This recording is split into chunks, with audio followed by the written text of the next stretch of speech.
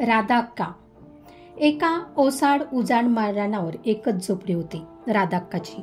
वय 75, केस पांढरे शुभ्र, बोळकत तोंड, चेहऱ्यांवर सुरकुत्यांचं जाळं, हातावरही.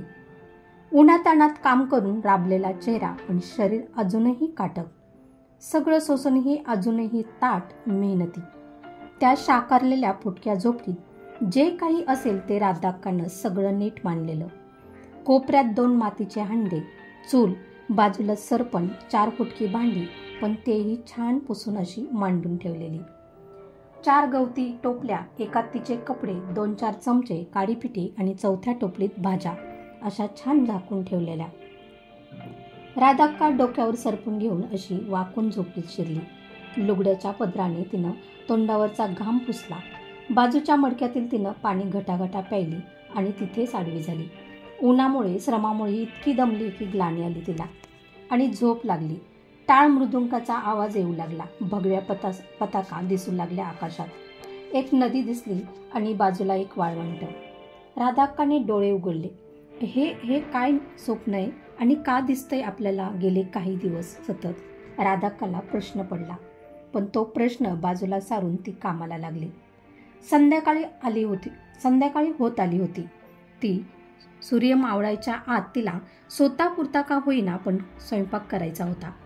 कारण नंतरच्या दाट काळोखात उंबऱ्यावर बसून राहण्याखेरीज ती काहीच करू शकत नव्हती. छोट्याशा मातीच्या भांड्यात राधा अक्काने तिच्यापुरती खिचडी टाकली. हिरव्या मिरच्या टाकल्या वरून उभ्या चिरून आणि त्या भांड्याकडे भात शिजताना नुसतीच बघत बसून राहिली.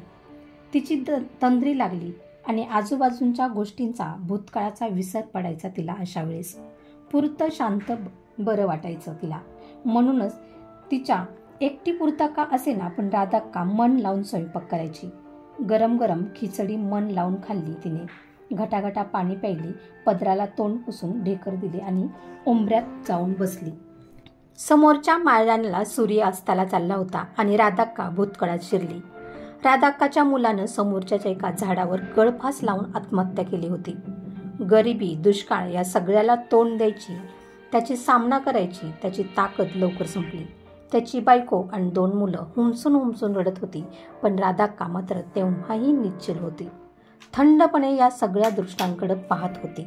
डोळे भरून आलेले पण बऱ्याच गोष्टी उमजून असल्याने ती धीर धरून होती. सगळ्या नशिबाच्या खेळाकडे बघत बसण्याखेरीज तिच्या हातात काहीच नव्हतं. संपूर्ण काळोख झाला. राधा अक्का ओसरीतच आडवी झाली. मातीतल्या विंचू काट्याचीही भीती संपली होती तिची. डोळ्यावर झापड आली आणि पुन्हा एकदा टाळ मृदुंगाचा आवाज येऊ लागला. भगव्या पताका दिसू लागल्या आकाशात. मग एक नदी, वाळवंट आणि विठ्ठल विठ्ठल नामाचा गजर कानी पडला. मंद दिव्याच्या प्रकाशात राधा अक्काचा चेहरा दिसला. चेहऱ्यावरती आनंद आणि अश्रू धारा. याच क्षणात खूप वेळ राहिली ती. ते सगळं तिनं जणून जाणून घ्यायचा प्रयत्न केला आणि तशीच मस्त निवांत पडून राहिली आणि झोपून गेली. सकाळी उठल्यावर एक वेगळाच उत्साह निर्माण झाला होता राधा अक्कात. काहीतरी ठरवलं होतं तिनं मनात. त्याच्याच तयारीला लागली. 2 लुगड्यांचं बोचकं बांधलं, गुळाचा खडा घेतला बांधून, सोबत त्याचबरोबर थोडेसे तांदूळ आणि पाण्याचा लोटा. बस झाली तिची तयारी आणि ताडकन घराबाहेर पडली. दार तसंच उघडं टाकून बिनधास्त धावत सुटली. खेड पंढरपूरपासून तसं लांब होतं. एक अख्खा दिवस लागणार होता राधा अक्काला पायी जायला. ट्रेन बसची सोय नव्हतीच, पण असली तरी राधा अक्काला परवडण्याचा प्रश्नच नव्हता. पायीच निघाली ती. एक म्हातारी इतक्या लगबगीने निघाली तरी कुठं, हा प्रश्न आजूबाजूला असणाऱ्या लोकांना पडत होता. डोक्यावर ऊन म्हणून पदराने डोकं झाकून डोक्यावर गाठोडं ठेवून चालत राहिली. कुठे झाड दिसलं तर सावलीला थांब, एखाद्या टपरीवर पाणी पी, समोर येणाऱ्या वाटसरुला पंढरपूरचा पत्ता विचार, असं करत ती वाट चालत राहिली. पोटात भूक उसळली होती. गुळाचा खडा तोंडात टाकत पाणी पीत ती चालत राहिली. संध्याकाळ झाली. अजूनही तिच्या वेगानं अर्धी वाटही संपली नव्हती. भुकेमुळे अंगात ताकद नव्हती. थकलीच ती शेवटी. अंगाचं मुटकुळं करून अंधारात रस्त्याच्या कडेला एका झाडाखाली निपचित पडून राहिली. थकव्यामुळे डोळे मिटले राधा अक्काने आणि तशीच उपाशी पोटी झोपून गेली. थोड्या वेळाने पुन्हा एकदा तिला तेच स्वप्न पडलं. तोच टाळ मृदुंगाचा आवाज, भगव्या पताका, नदी वाळवंट आणि विठुरायाचा गजर. त्या स्वप्नामुळे, त्या विचारानंच राधाक्काला जाग आली. हुशारी वाटली, तहानभुकेचा विसर पडला आणि ती निघाली पुन्हा एकदा त्या अंधारात. पण ताकद कमी झाली होती तिची. बसली ती धपकन. दूर अंतरावर एका गाडीचे 2 लाईट दिसले. ती गाडी वळण घेत येत होती. गाडीतला शिवा म्हणाला, दादा, रस्ता कसा चुकला आपण?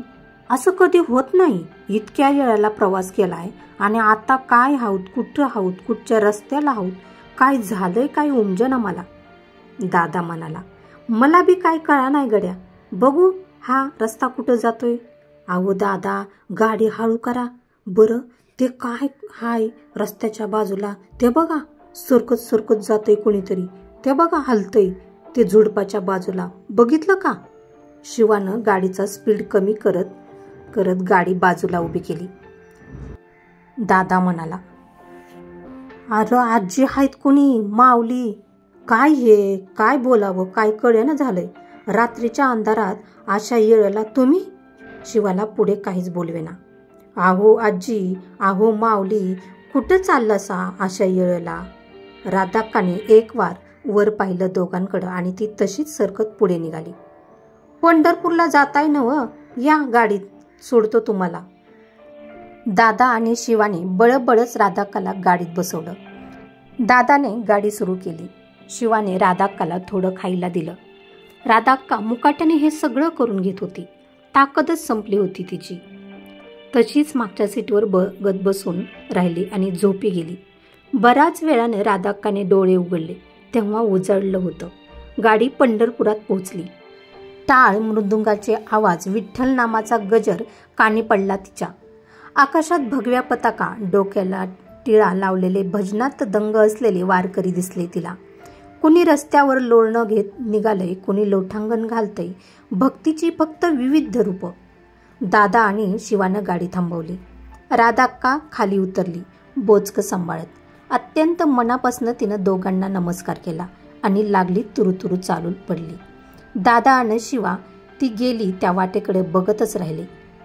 चहूबाजूने विठ्ठल नावाचा गजर उमटत होता आणि राधाक्काला देऊळ दिसलं. डोळे भरून आले तिचे. लगबगीने निघाली ती. प्रचंड गर्दी. ती गर्दी तिला सहन होईना. काय करावं कळेना. आज जायची ओढ स्वस्त बसू देईना. पण दमली शेवटी ती आणि एका झाडाखाली कट्ट्यावर पाय पोटाशी घेऊन बसून राहिली. समोरची गर्दी, समोरचं दृश्य बघत इतक्यात समोर मोठ्या स्क्रीनवर विठ्ठलाची मूर्ती झळकली अचानक. सगळ्या वारकऱ्याने विठू नामाचा पुन्हा जोरात गजर केला. भान हरपून राधाक्का त्या मूर्तीकडे पाहू लागली. हातावर जोर देऊन ती जरा पुढे सरकली. एक गोल गुळगुळीत दगड तिच्या हाताला लागला. तो उचलला तिनं तिच्या नकळत आणि पदरात ठेवला. समोर विठ्ठलाच्या मूर्तीला चंदन चोळून लावलं जात होतं. त्या दृश्यांकडे बघत राधाक्काने आपला हात बाजूच्या मातीत घातला आणि ती माती तिनं त्या दगडाला चोळायला सुरुवात केली. इकडे विठ्ठलाला पुजारी पंचामृताचा अभिषेक करत होते आणि राधाक्का ती बाजूची धूळच त्या दगडावर ओतत होती, अगदी मनापासून भान हरपून. विठ्ठलाला चंदन अभिराचा टिळा लावला जात होता आणि राधाक्काने तेच मातीचं बोट दगडाला लावलं. राधाक्काला खूप बरं वाटू लागलं. त्या देवळात जायची ओढ संपली तिची. छान हसून त्या झाडाखालून तिनं त्या स्क्रीनवरच्या विठ्ठलाच्या मूर्तीला नमस्कार केला. देवळालाही नमस्कार केला आणि घरी जायला उठली, तो दगडच सोबत घेऊन. अचानक काहीतरी जाणवलं तिला. क्षणभर थांबली. ते एकदा मागे कळसाकडे, देवळाकडे वळून पाहिलं तिनं. दगडाकडे पाहिलं. एक मोठा निश्वास सोडला आणि तो दगड हातातून गरंगळून दिला. स्वतःशीच हसली. राधाक्काची गोष्ट आवडली असेल तर व्हिडिओला लाईक करा आणि चॅनलवर तुम्ही नवीन असाल तर चॅनलला सबस्क्राईब करा. धन्यवाद.